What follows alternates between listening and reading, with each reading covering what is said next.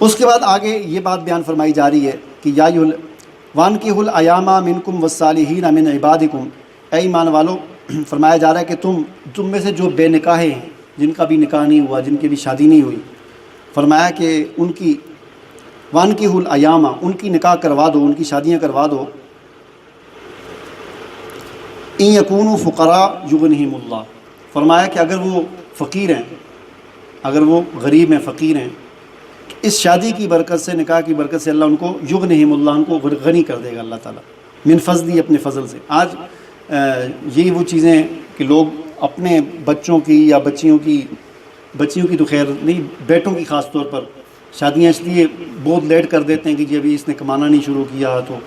ابھی پیسے نہیں ہیں، تو ابھی پہلے مکان بنائے گا، تو مکان بنے گا تو وہ پوری وہ 8-10 سال محنت کر کے، زندگی کر کے، پھر مکان بنا کے، پھر اس کے بعد جا کے 30-35 سال کی عمر میں شادیاں ہوتی ہیں۔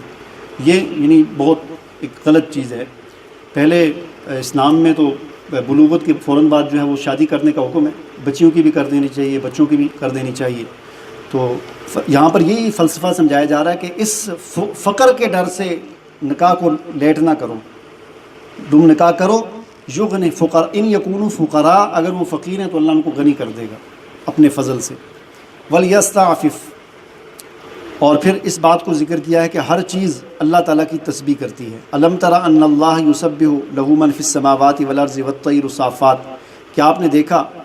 کہ بے شک اللہ تعالیٰ ہر چیز، جو کچھ بھی ہے اللہ کی تسبیح کرتی ہے، جو کچھ بھی ہے آسمانوں میں، زمین میں، اور یہ پرندے جو ہیں اپنے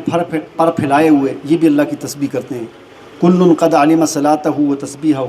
ہر چیز اپنی نماز بھی جانتی ہے اور اپنی تسبیح بھی جانتی ہے۔ ہر چیز کو پتہ ہے کہ میری نماز کیا ہے، ہمیں پتہ ہے ہماری نماز کیا ہے۔ اللہ تعالیٰ فرماتے ہیں ہر چیز کو پتہ ہے اس کی نماز کیا ہے۔ چڑی کو پتہ ہے کہ اس کی نماز کیا ہے، اس کی تسبیح کیا ہے۔ درخت کو پتہ ہے اس کی نماز کیا ہے، اس کی تسبیح کیا ہے۔ ہر چیز فرمایا آسمان و زمین کی تسبیح کرتی ہے۔ کل قد علم صلاتہ و تسبیحہ، ہر ایک اپنی نماز اور اپنی تسبیح، اپنی دعا جانتی ہے۔ واللہ علیم بما یفعلون، اللہ تعالیٰ خوب جاننے والا ہے جو وہ اعمال کرتے ہیں۔ اس کے بعد پھر آگے اس سورہ مبارکہ میں چونکہ بار بار جو ہے وہ پردے کے احکام آ رہے ہیں، تو پھر گھر کے اندر جو پردے کے کچھ احکام اس سورہ مبارکہ میں بھی بیان کیے گئے ہیں کہ گھر کے اندر اپنا جو پردہ ہوتا ہے، اس حوالے سے یہاں پر ہدایات دی گئی ہیں کہ جو بڑے بچے ہوتے ہیں ان کو یہ بات سکھا دی جائے کہ وہ والدین کے کمرے میں 3 اوقات میں، ایک صبح فجر سے پہلے اور عشاء کے بعد اور دوپہر کو، یہ تینوں اوقات جو ہے آرام کے ہوتے ہیں۔ دوپہر کے وقت عام طور پر، آج کل تو لوگ نہیں سوتے، پہلے دوپہر کو لوگ قیلولہ کرتے تھے، پھر فجر سے پہلے ظاہر سونے کا وقت ہے، عشاء کے بعد بھی سونے۔ ان 3 اوقات میں بچوں کی تربیت ایسے کریں کہ وہ والدین کے کمرے میں بغیر اجازت کے داخل نہ ہوں۔ بچوں کو سمجھا دیں کہ بھئی آپ نے اپنے